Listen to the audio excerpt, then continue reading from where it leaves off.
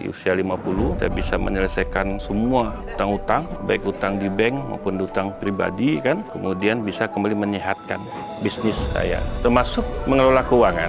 Kita kan selama ini berpikir bahwa tanggung jawab utama kita itu kan cicilan. Sedangkan yang menjadi prioritas itu, yang bisa membuat usaha kita bangkit dan mendapat keberkahan itu, kan bukan dari mengedepankan cicilan. Tapi bagaimana kita tepat waktu bayar gaji karyawan, bagaimana kita kemudian berkomitmen dengan baik dengan supplier. Ini kan kemarin sempat saya lupakan. Saya menganggap bahwa bank itu luar biasa, yang akan menekan kita, yang akan membuat kita tidak nyaman segala macam. Sedangkan karyawan bisa kita kondisikan dengan cara keterlambatan lah gajinya. Supplier kadang kita tunda. Sekarang nggak itu lagi. Ya, kalau kita mau di dalam pembelian ini, kalau kita mau kemudian betul-betul masuk dan menjalankan apa yang dipelajari di sini, maka urusan cicilan tetap utang kita bayar. Tapi dia bukan prioritas yang pertama.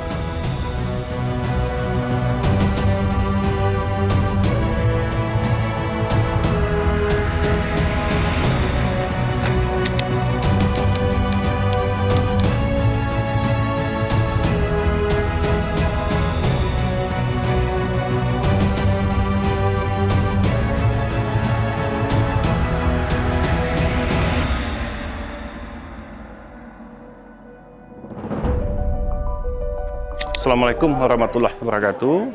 Saya Anto dari Pekanbaru. Mulai kenal MMC itu dari YouTube.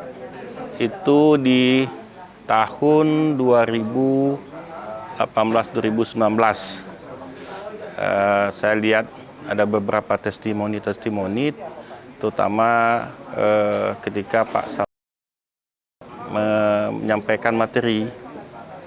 Cuman setelah itu saya hanya sekedar tahu, tapi tidak kemudian serius untuk mendalaminya. Namun sebenarnya kalau dipikir-pikir, keinginan tahu dengan MMC itu lebih kepada apa yang mereka lakukan gitu, apa yang mereka sampaikan. Terutama ketika saya sudah mulai kesulitan dalam menghadapi utang, terutama utang itu waktu 2018, kisaran 2018-2019 itu ada di beberapa titik, mulai dari bank itu ada sekitar 3 miliar. Kemudian di bank di tahun itu kisaran 700. Kemudian ada di bank RI itu 2,5. Jadi ada di bank itu dari 2 miliar. Di 2, bank E3, kemudian di 700, 6, kemudian sekitar 8 lah. 8. Cuman padahal sebenarnya di tahun 2012-2013 itu boleh dikatakan saya bebas dari pinjaman. Cuman 2013-14 usia saya 40 tahun itu. 40 tahun sekarang saya 49 ya. Di tahun itu tuh 2018-2019 itu mulai mulai 2012-2013 itu sama sekali nggak ada. Kemudian ngumpul sama teman-teman, bikin komunitas untuk ngerjain proyek. Mulailah 2013, 14, 15, 16 itu beberapa proyek dikerjakan, tapi hasilnya beberapa proyek dikerjakan, hasilnya tidak bagus. Untuk nambah modal, cari lagi pinjaman. Jadi balik lagi dari yang tidak ada, kemudian jadi ada. Itu yang diakumulasikan di 2018, 17, 18 itu sejumlah itu. Yang jadi kemudian di 2019, 2020 kan kita COVID, ya kan? Selain dari gagal beberapa proyek, COVID juga membuat bisnis saya, salah satunya catering, drop, omsetnya mengalami penurunan yang drastis. Gitu kan. 2018, 2019, 2020 lah ya COVID ya. COVID itu semua usaha lah, termasuk usaha saya kan catering. Catering itu kan memang orang tidak boleh mengadakan kegiatan, ya kan? Sehingga jauh turunnya. Mulai utang itu menjadi persoalan. Karena mulai pusing dengan cicilan. Cicilan itu kalau dihitung-hitung 30 di BRI 30, kemudian di BNI itu kisaran 15, 75. Lupa saya, waktu itu saya masih ada leasing. Per bulan itu, Pak? Iya, masih ada leasing, kisaran 20, 30. Hampir lah kalau dihitung-hitung itu sekitar 100 jutaan. Belum lagi, ya kan, utang sama pribadi. Iya, artinya luar biasa sebenarnya. Ini mungkin macam peringatan, cobaan ya. Kan mau keluar dari situ. Ini sedang dipusingkan untuk langkah-langkahnya kan. Sehingga dapat testimoni itu, kemudian nampak itu, mulai mencari informasi. Sementara itu masih coba diselesaikan dengan versinya kita gitu. Akhirnya baru sekarang lah bisa ketemu, bisa datang hadir untuk betul-betul menggali ilmunya, apa yang kemudian harus dilakukan untuk bisa menyelesaikan. Cuman alhamdulillah tinggal sekarang beberapa titik kayak bank itu dengan kondisi ikhlas asetnya saya jual untuk menutupin utang di bank itu gitu kan. Kehadiran di sini ini sebenarnya memperkuat apa niat yang sudah saya ketahui secara melalui YouTube itu. Iya, tapi secara langkah-langkahnya bagaimana menyelesaikannya itu enggak tahu. Enggak bisa. Ya, ini memang harus hadir ke sini. Karena di sini selain menambah materi yang ada di YouTube, ini betul-betul kan kita diajak terlibat secara langsung, termasuk yang paling prinsip itu kan kenapa kita harus bebas dari utang, terutama utang riba. Kan itu. Setelah kita diminta lepas dari utang riba, kita di sini ditunjukkan bagaimana cara lepasnya, bagaimana kemudian mengkomunikasikan dengan pihak-pihak yang terkait untuk bisa menyelesaikan itu gitu. Nah, itu. Jadi itu manfaatnya yang saya dapat di sini. Kehadiran itu kan bikin kita fokus. Kan kita datang sini jauh-jauh, ya kan? Hadir di sini. Kalau YouTube itu kadang ada gangguan, kita enggak fokus lagi kan. Nah, kalau di sini kan betul-betul kita dihadirkan apa persoalannya, bagaimana solusinya. Nah, ini betul-betul dihadirkan di sini gitu kan. Banyak manfaatnya sih. Pertama kayak tadi sesi terakhir nih mengenai bisnis. Saya dari 2006 loh memulai bisnis itu 2006. Tapi betul di sini saya temukan ada beberapa hal sepertinya saya nggak punya panduan dulu tuh. Berbisnis, kita berbisnis.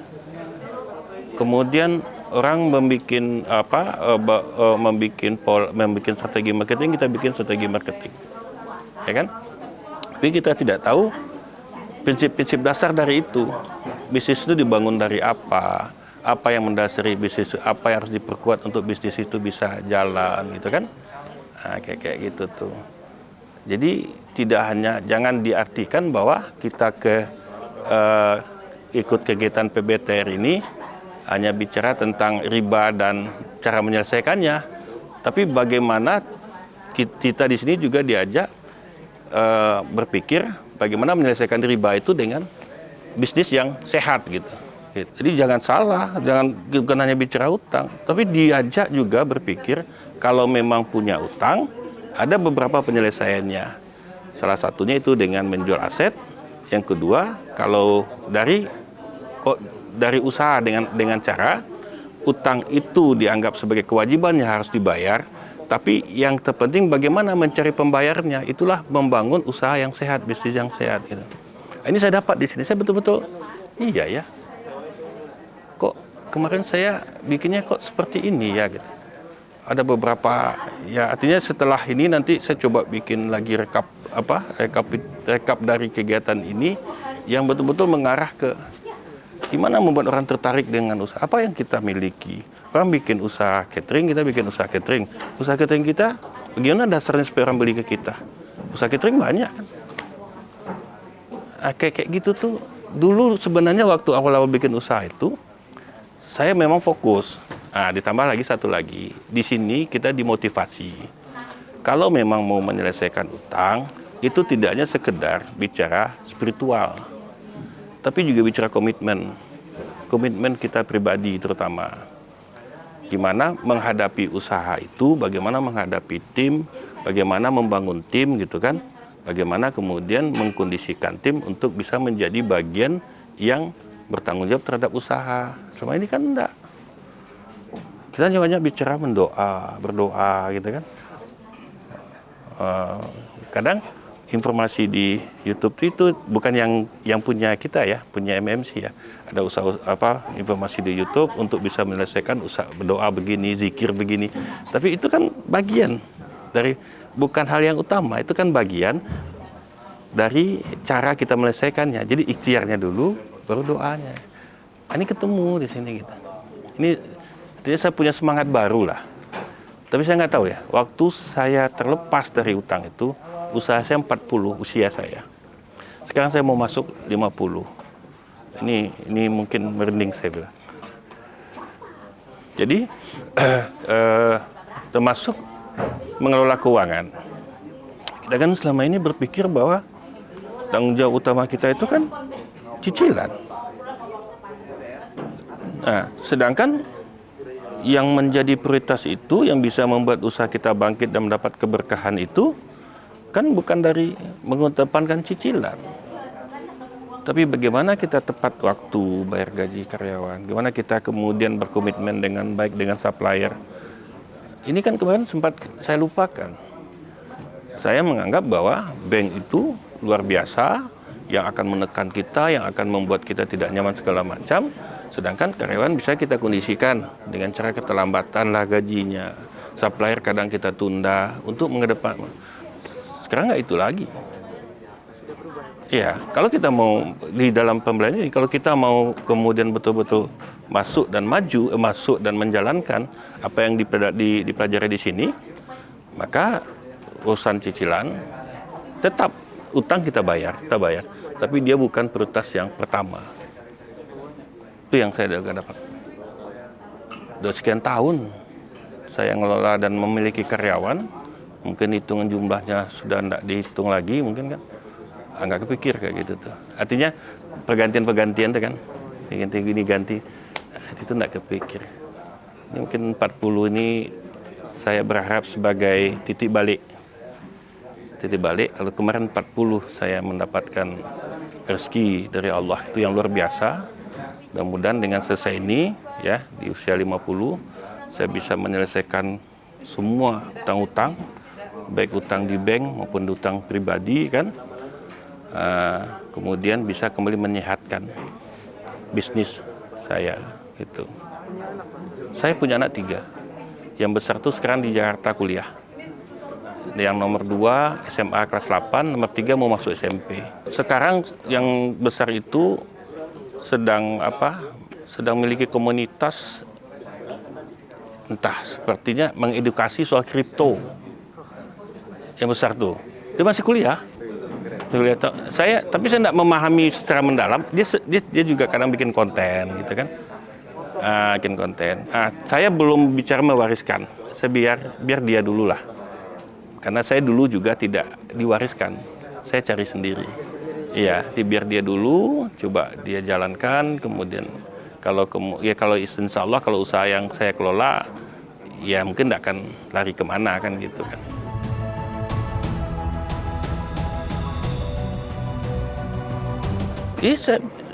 Itu udah muncul beberapa tahun yang belakang ini.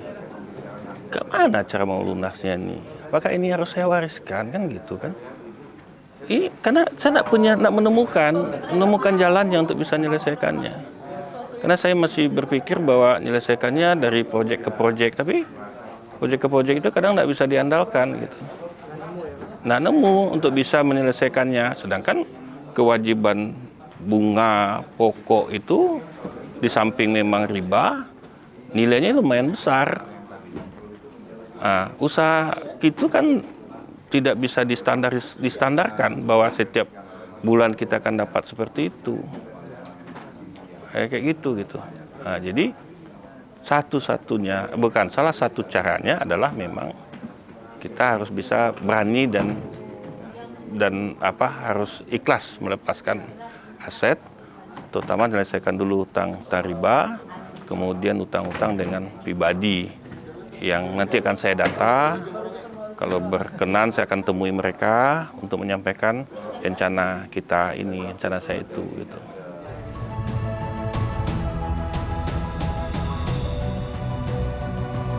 Yang sekarang tinggal di bank itu I2, kemudian bank 800, 28 tambah 400 di 32. Nah, tinggal utang-utang berkawan, bersaudara. 3,2 miliar yang di bank tinggal itu. Ya, kebuntuan yang selama ini saya rasakan ya inilah bisa, insya Allah ini bisa menjadi jalan saya untuk menyelesaikan apa-apa yang tersangkut yang insya Allah tidak mau saya bawa mati kan. Ada beberapa mungkin di supplier dan utang supplier. Mungkin ada beberapa yang perlu saya data, mungkin ada yang terlupa. Itu tidak banyak sih, tidak banyak terlupa supaya juga menjadi jangan menjadi batu sandungan di saya nanti. Saya WA karyawan. Karena disuruh nelfon orang tua saya nggak ada lagi, kedua-duanya. Kemudian karyawan saya WA saja karena waktu kita kejar-kejaran kan. Kemudian supplier itu ada, saya dengan supplier ini selama ini nggak pernah berkomunikasi. Yang komunikasi itu staff saya nggak pernah komunikasi. Jadi dia supply apa, masukin apa, saya tahunya tiap minggu atau sesuai jatuh tempo bayar kan. Tapi kadang ada telat juga kan. Kan kalau kita di catering itu banyak tuh suppliernya, bukan satu aja. Terus saya nggak pernah ketemu. Dengan customer pun kalau dulu itu saya termasuk yang suka ketemu. Sekarang nggak pernah lagi. Jadi memang banyak persoalan yang menyebabkan, ada beberapa hal yang menyebabkan usaha saya itu mengalami drop. Motivasi saya juga nggak begitu. Seperti kehilangan kehilangan konsep, visi, kehilangan semangat gitu kan. Makanya saya beranikan. Datanglah dengan kondisi apa adanya. Saya datang, administrasi aja saya bayar di sini. Iya. Karena ketika saya berangkat, tagihan supplier harus dibayar.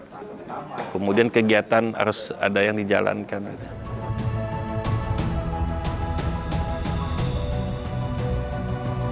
Kebetulan tuh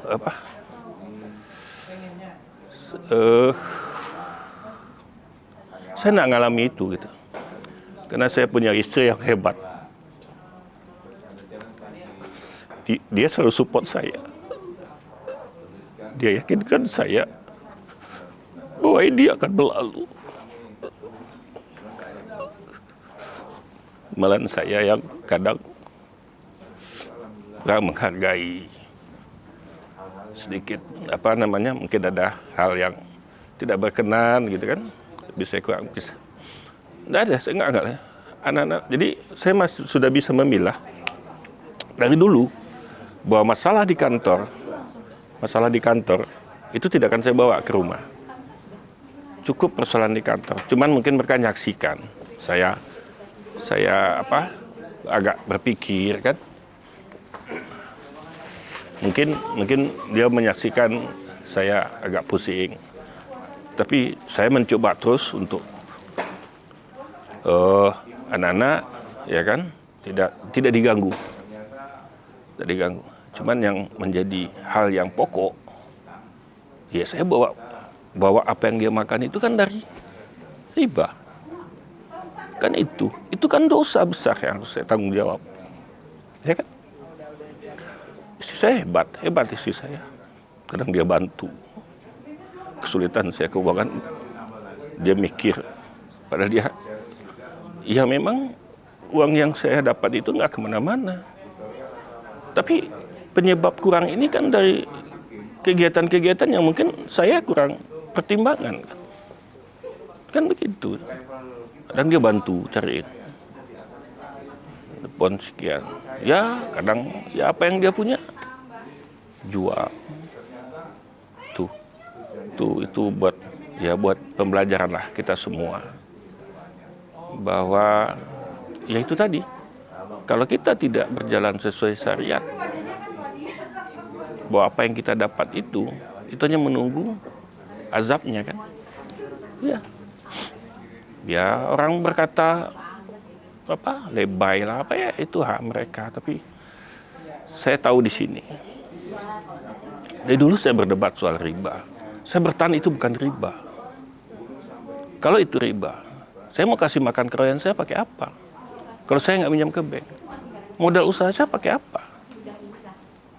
Kemudian kenapa kalau riba, lembaga-lembaga keuangan kayak bank itu dibuat ada? Kan gitu. Jadi informasi yang, ya kan seperti apa yang kita lakukan kan sesuai dengan informasi yang masuk ke kepala kita.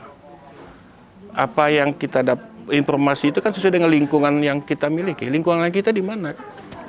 Lingkungan itu tidak ada riba, tidak ada masalah tuh. Kalau kemudian di stop, ya kan, usahanya jalannya pakai apa? Jadi kita akan menyampingkan fungsi Allah selaku yang memiliki rezeki kan? Kan gitu. Ya itulah, udah setelah sekian tahun, saya 2012 di 12 tahun ya. 12 tahun saya dikasih, mungkin semacam peringatan.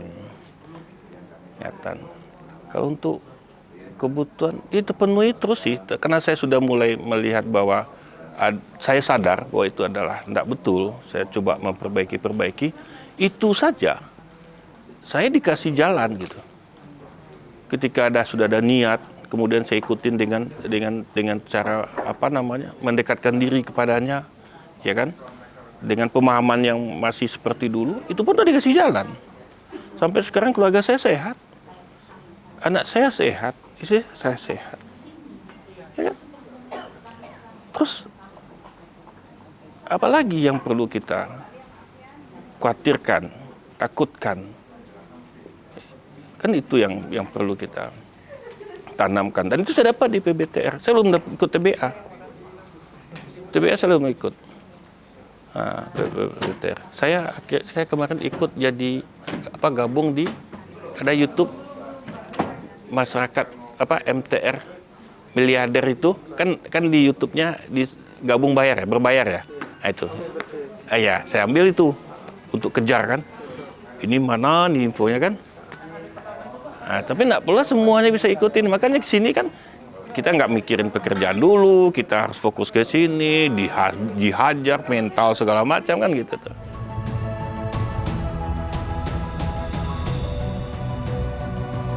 Ya saya punya kekuatan menyelesaikan baik secara internal maupun eksternal. Internalnya perilaku, sikap, kemudian semangat, ya kan, pendekatan diri kepada Allah Subhanahu wa taala. Eksternal yaitu tadi saya punya pengetahuan bagaimana menghadapi atau bersikap, berkomunikasi dengan pihak-pihak yang ada hubungannya dengan utang saya kan.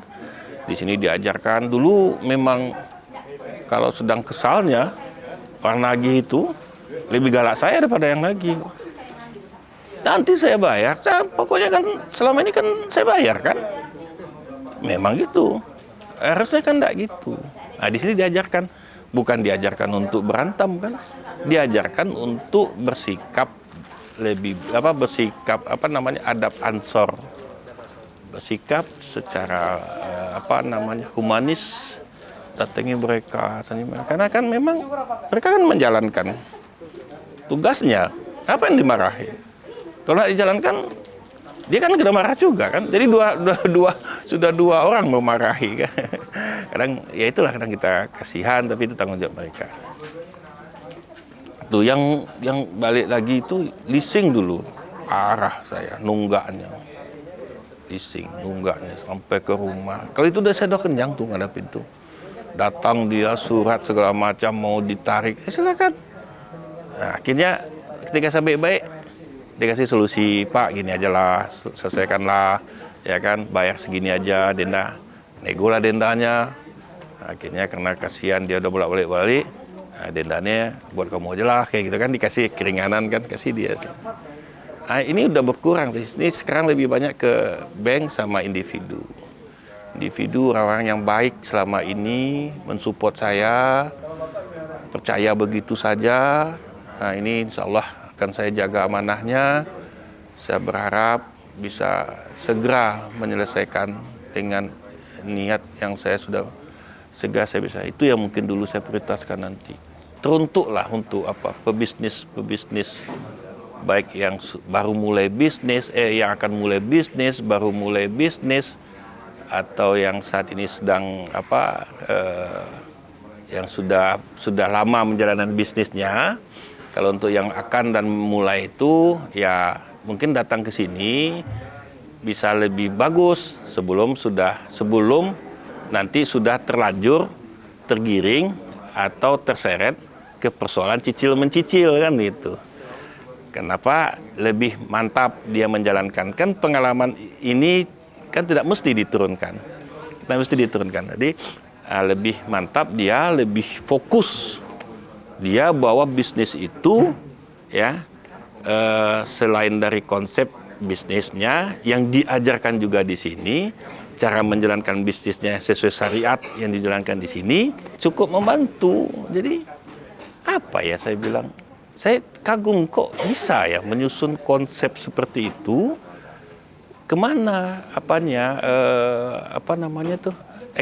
experience-nya, kemana dia melakukan studi, kok tahu gitu, yang kami alami seperti itu kok tahu gitu.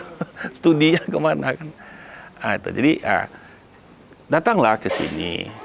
Kalaupun dia sudah lama, kemudian sudah bergelut dengan bank dan cicilan segala macamnya, sudahlah ya, tinggalkanlah lagi riba.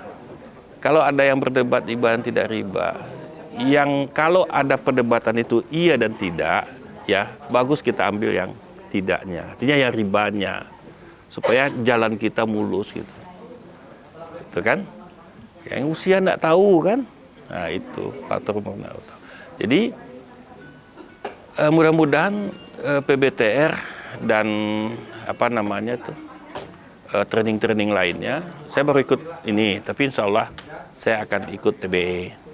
TBE, kemudian katanya ada lagi, insya Allah saya coba, insya Allah lagi dikasih kesehatan dan rezeki, saya mau lihatlah semua apa sih yang dilakukan MMC ini.